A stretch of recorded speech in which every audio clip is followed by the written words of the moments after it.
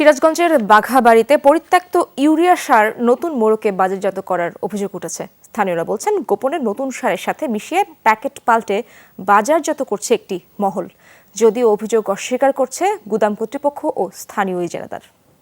Redmi 13 style বানাই দুনিয়া কাঁপায়। ট্রাকে তোলার পর এভাবেই সারের জমাট ছাড়াতে হচ্ছে। অভিযোগ উঠেছে, ভর্তুকি মূল্যে ৩ বছর আগে ৮ কোটি ১০ লাখ টাকা ব্যয়ে আমদানি করা হয়েছিল এই ইউরিয়া সার, যা খোলা আকাশের নিচে পড়েছিল এতদিন। ৩,০০০ মেট্রিক টন সার জমাট বেঁধে যাওয়ায় তা গ্রহণ করেনি সিরাজগঞ্জের বাঘাবাড়ি গোডাউন কর্তৃপক্ষ। নতুন মোড়কে এগুলোই পাঠানো হচ্ছে বিভিন্ন জেলায়। সার মিনিতে সারে কাজ হবে না কেন? অনেক পুরনো এর সারের পাওয়ার শেষ হয়ে গেছে। সারগুলা কিছু কিছু মনে করেন যে ভেঙে চুরিয়ে ভাঙায় নতুন প্যাকেট করে নতুন মালের সাথে মিক্সার করে দিয়ে দিত। কোম্পানির লোক হয়তো কিছু আওয়ামী লীগের নেতাদের সাথে এগুলোই করে হয়তো ভালো বস্তা 5টা দেয়, ওই মাল 5টা দিয়ে মিক্সার করে এগুলো অনেক জায়গায় গাড়ি লোড দিয়ে দেয়। অভিযোগের তীর বাঘাবাড়ি বন্দর কর্মকর্তা, বিসিআইসির সহকারী পরিচালক ও ইজারাদারের বিরুদ্ধে। প্রতারণার খবর পেয়ে এরই মধ্যে সার পরিবহনে নিষেধাজ্ঞা দিয়েছে বিসিআইসি কর্তৃপক্ষ।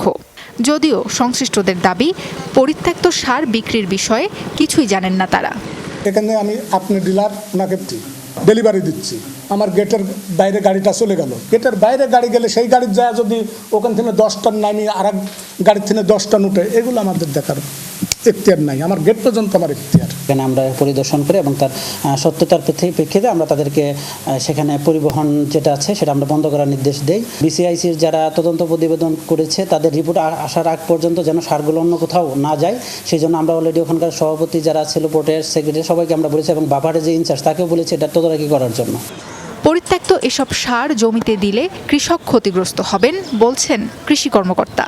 খোলা আকাশে দীর্ঘদিন ধরে এই সারটা থাকলে এটার পরিমাণগত যে কোয়ালিটি সেটা কিন্তু নষ্ট হয়ে যায় 10 থেকে 15%, এবং যেটা কেমিক্যাল কোয়ালিটি এটা কিন্তু টেস্ট করার পরে এটা সম্পূর্ণভাবে জানা যায়। তদন্ত রিপোর্টটা পাওয়ার সাপেক্ষে এই বিষয়ে পরবর্তী উপজেলা প্রশাসনকে সঙ্গে নিয়ে পরবর্তী ব্যবস্থাটা আমরা গ্রহণ করব।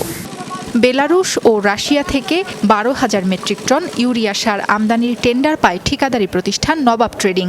এর মধ্যে 9,000 মেট্রিক টন সার সময়মতো সরবরাহ করতে পেরেছিল তারা। বাকি সার প্রায় 1 বছর দেরিতে আসায় গ্রহণ করেনি বিসিআইসি। সাবরিনা লিজা, যমুনা নিউজ।